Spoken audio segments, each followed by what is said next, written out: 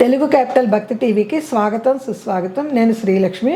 ఈరోజు మనతో సంస్కృత పండితురాలు, జ్యోతిష నిపుణులు, కవయిత్రి, రచయిత్రి, ప్రముఖ ఆధ్యాత్మికవేత్త డాక్టర్ శ్రీ కుప్ప విజయశ్రీ గారు మనతో ఉన్నారు.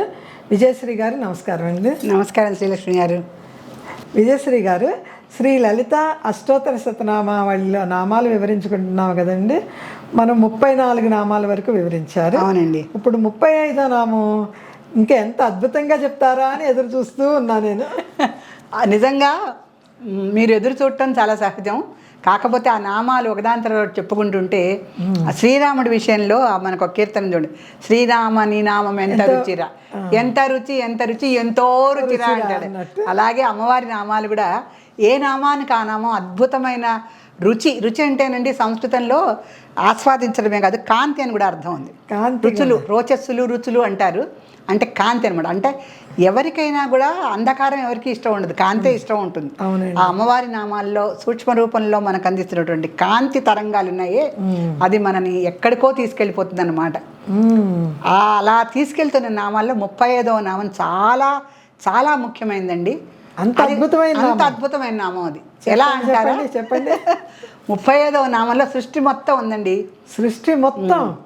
ఓం భూతేశాలింగనోద్భూత పులకాంగ్యై నమో నమః. చూడండి, భూతేశ భూతాలకు ఈశుడు మన శివుడు. భూతములంటే మొత్తం మనం, భూతములన్నీ అంటే ప్రాణులని అర్థం. భూతాలు కాదండి, దయ్యాలు భూతాలు కాదు. భూతేశ భూతములన్నిటికీ ఈశ్వరైనటువంటి ఆ మహాశివుడికి ఆలింగన. ఎవరిని? భూతేశ లింగనోద్భూత. ఆయన ఆలింగనం చేసుకుంటే ఉద్భూతమైనటువంటి పులకాంగములు కలది అమ్మవారు. ఒకసారి ఇది చెప్పండి. భూతేశ లింగనోద్భూత పులకాంగ్యై నమో నమః. ఓం భూతేశ లింగనోద్భూత ఉద్భూతమైనవి పులకాంగ్యై, పులకములైనటువంటి అంగం. పులకాంగ్యై నమో నమః. పులకాంగ్యై నమో నమః. ఇప్పుడు మొత్తం నామం చెప్తాను చూడండి.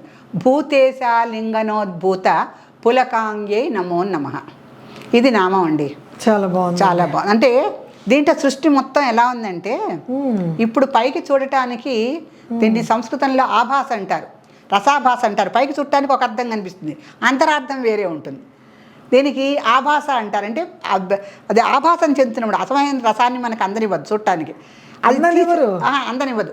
అది చూసేసరికి ఆభాసగా ఉంటుంది. అదే కు అనేది కుపతిమపి కలత్ర వల్లభం అని ఒక అలంకార శాస్త్రంలో ఒక నామం ఉందండి. కుపతిమపి కలత్ర వల్లభం. కుపతి అంటే చెడ్డవాడైన భర్త భార్యకి ఇష్టం ఎందుకు అవుతాడు?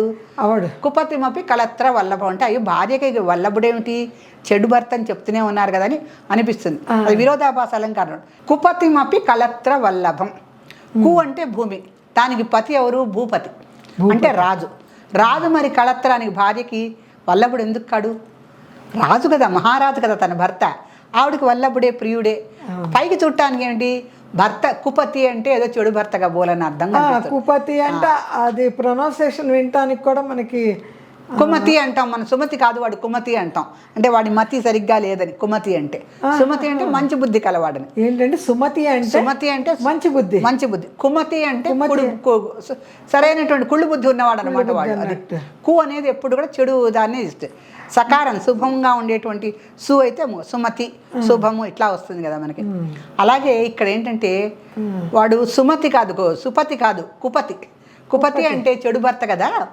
వాడు ఈ భార్యకి ఎట్లా ఇష్టడయ్యాడా అంటే, కు అన్నది కు అన్న అర్థంలో తీసుకోకుండా భూమి అన్న అర్థంలో తీసుకుంటే, భూమికి పతి అయినటువంటి రాజు భార్యకి ఇష్టడు కాక ఎందుకు అవుతాడు?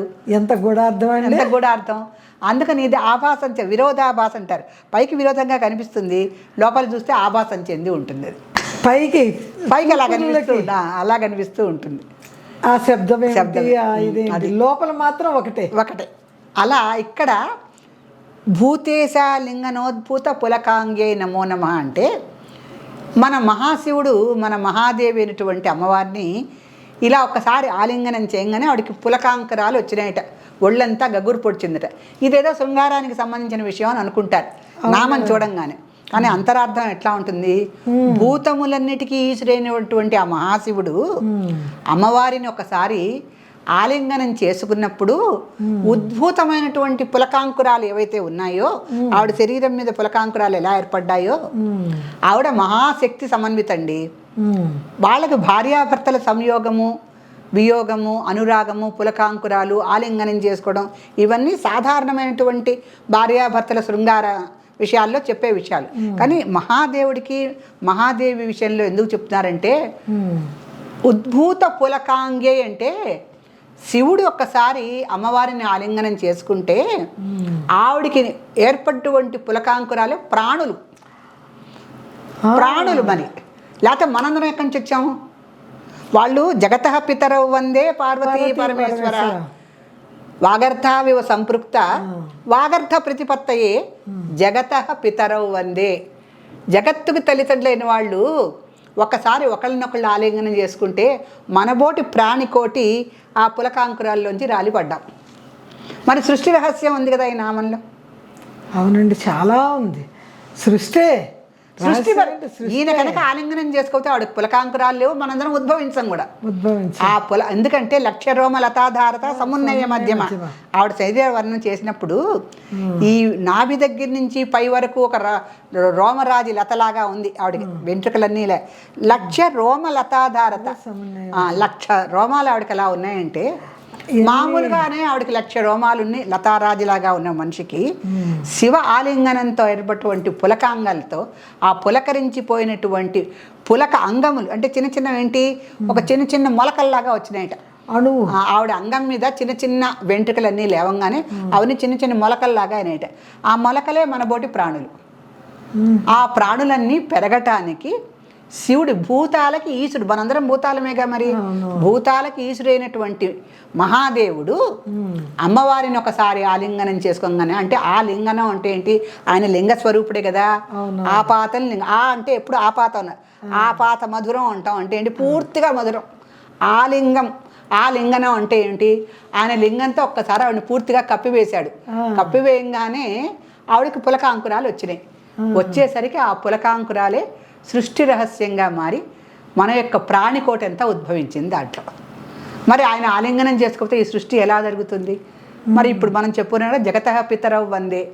ఈ జన్మలో మనకు ఎవరో తల్లిదండ్రులు ఉంటారు, కానీ ఏ జన్మకైనా పార్వతీ పరమేశ్వర్లేగా అందరికీ తల్లిదండ్రులు అంతే. మొత్తం భూమి మీద ఎన్ని దేశాలన్నా ఉండని, ఎన్ని రకాల సంప్రదాయాలు మతాలు ఉండనండి, కానీ అందరికీ జగతః పితరౌ. వాళ్ళు ఒక దేశానికి, ఒక రాజ్యానికి, ఒక మతానికి కాదు, జగత్తు మొత్తానికి పితరౌ అంటే తల్లి తండ్రి ఇద్దరు వస్తారు. సంస్కృతంలో పిత అంటే తండ్రి అని అర్థం ఉంది, మాత అంటే తల్లి.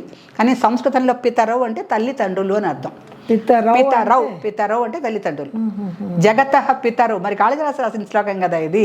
ఆయన ఎలా రాస్తాడు, పితరౌ తల్లి తండ్రి ఇద్దరు వస్తాడు. జగతః పితరౌ వందే పార్వతీ పరమేశ్వరౌ. ఇంత అద్భుతమైనటువంటి ఈ విషయాన్ని భూతేశాలింగనోద్భుత పులకాంగే నమో నమః నామంలో పెట్టి మన కవులు చక్కగా మనకి ఇలా అందించారు. శ్రీమాత్రే నమః. శ్రీమాత్రే నమః.